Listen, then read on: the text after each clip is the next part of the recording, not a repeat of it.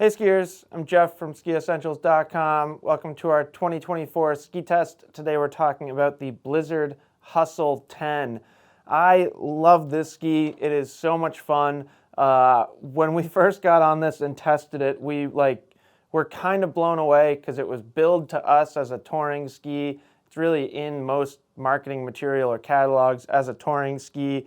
And for a touring ski, for a ski that somebody's going to slap the touring title on, it is so much fun to ski downhill. So Hustle 10, when this ski came out initially, which was a year ago, or a year and a little bit ago, I think it was an early release. Anyways, basically what they did is they took the existing Rustler 10 shape and just gave it a lighter wood core and a different build.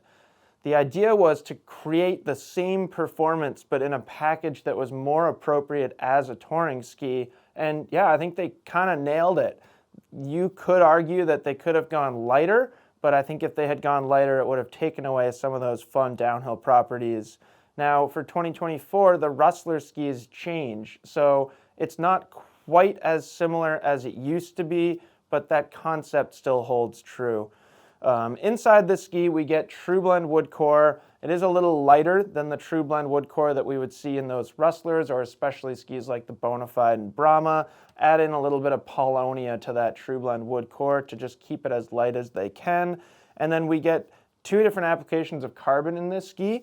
You can actually see some longitudinal carbon stringers right here. And then we also get carbon DRT. So if you can picture the metal in the previous version of the Rustler 10, there's basically carbon in the same spot here. And the idea really with True Blend and with carbon DRT is to create a stiffer, more supportive flex pattern right here, leaving the tips and tails a little softer.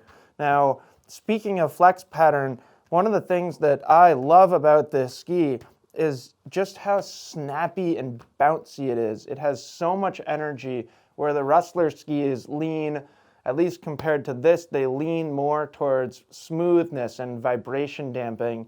This doesn't quite have the same level of vibration damping, but it is certainly more energetic. So it's a really interesting comparison between Rustler and Hustle. And yeah, just kind of a different personality here. I mentioned that they took that Rustler 10 shape and basically kept it the same. That was true in 2023. That is no longer exactly true in 2024 because this still has the same shape as that previous Rustler, which is not a bad thing. It's just worth pointing out. 104 underfoot in this ski because we're at the longest 188 centimeter length. Any other length would be 102 underfoot.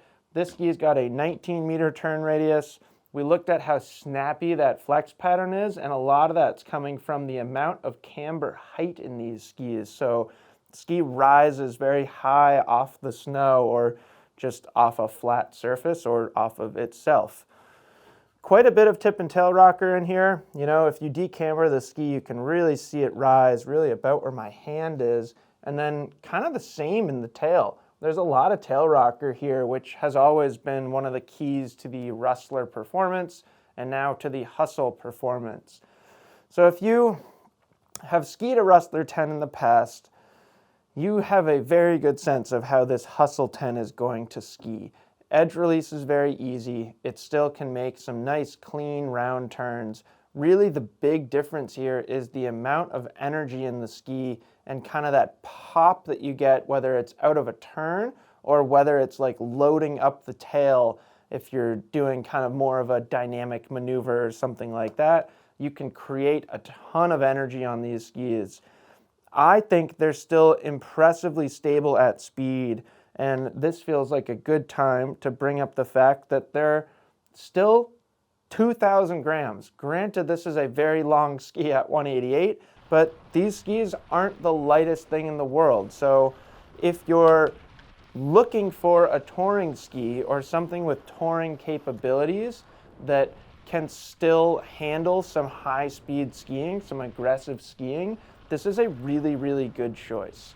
Now, there's a number of different applications for this ski, and this is something that we even went back and forth with Blizzard on, is is it a true touring ski? Like, is touring the only thing you can do on it? And I, for one, would say no, it's not the only thing you can do on this ski. In fact, I personally know people who have bought it and put alpine bindings on it and absolutely love it. The first time I skied it was on a demo Griffon alpine binding, and I loved it. So there certainly is that capability. If you're looking for similar versatile performance to the Rustler 10, but you like the idea of a lighter and more energetic ski, there's no reason why you can't choose this.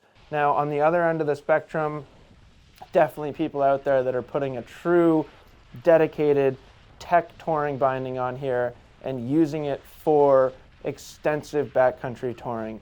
It is really good at that. It's really fun in the resort. There's a lot of good things you can say about this ski, and I think that's really cool, and I think it's testament to Blizzard and their engineering department that they have built a ski that can kind of be two different things. I don't want to say that it was marketed incorrectly, but I feel like when it first came out and there was a lot of talk about touring, it wasn't necessarily not true or false information, but I felt like it wasn't telling the true potential of what this ski can do. There are tons of alpine skis or skis that are marketed as alpine skis that are lighter than this. So we're not necessarily in a weight range that's just like pigeonholed to touring. So I think that's important to know about the Hustle 10, and I think it's really cool that you can take it and choose what it's going to be for you. You can really personalize this ski to your own needs, which, like, what more can you ask for? So that's the Blizzard Hustle 10. Certainly let us know if you have any questions about it, and we will see you out there on the slopes.